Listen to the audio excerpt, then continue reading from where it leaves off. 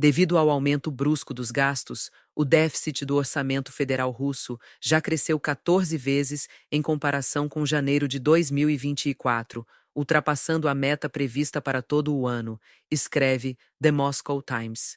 Em janeiro, os gastos, segundo estimativas preliminares, superaram as receitas em 1 trilhão e 710 bilhões de rublos, ou 0,8% do PIB, em comparação com o déficit anual previsto no orçamento de 1 trilhão e 170 bilhões de rublos, ou 0,6% nula,7% do PIB. Um ano atrás, em janeiro, o orçamento foi executado com um déficit de 124 bilhões de rublos, escreve The Moscow Times.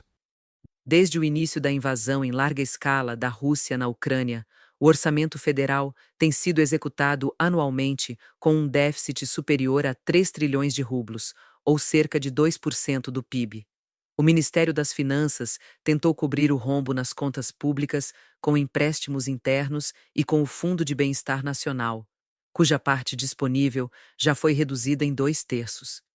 Neste ano, apesar do aumento contínuo dos gastos orçamentários, o Ministério das Finanças espera reduzir o déficit para 1 trilhão e 170 bilhões de rublos, ou 0,5% do PIB. No entanto, essas projeções otimistas baseiam-se na expectativa de aumento das receitas devido ao aumento dos impostos sobre empresas e cidadãos a partir de 2025, bem como na redução dos gastos sociais em termos reais, escreve The Moscow Times. O desejo de Putin de continuar a guerra contra a Ucrânia está custando muito caro ao orçamento russo, dizem os especialistas. A inflação na Rússia, em fevereiro de 2025, segundo dados oficiais, chegou a quase 10%. No entanto, economistas acreditam que o número real seja o dobro disso. Inflação, escassez de mão de obra, aumento de preços, tudo isso são apenas dificuldades temporárias, insiste o Kremlin.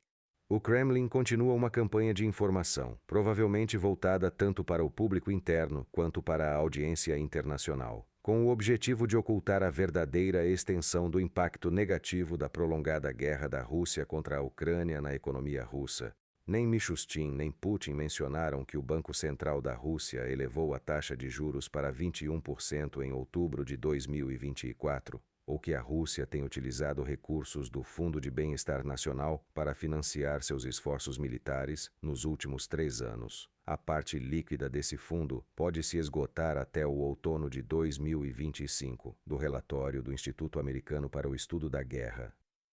A guerra exige cada vez mais dinheiro e drena recursos dos setores civis da economia. As carteiras dos russos também estão ficando mais vazias. Segundo o Rosstat, os preços subiram quase 10% em um ano e continuarão a subir. Os maiores produtores de laticínios já alertaram as redes de varejo sobre um aumento de 7 a 10% nos preços de seus produtos em fevereiro.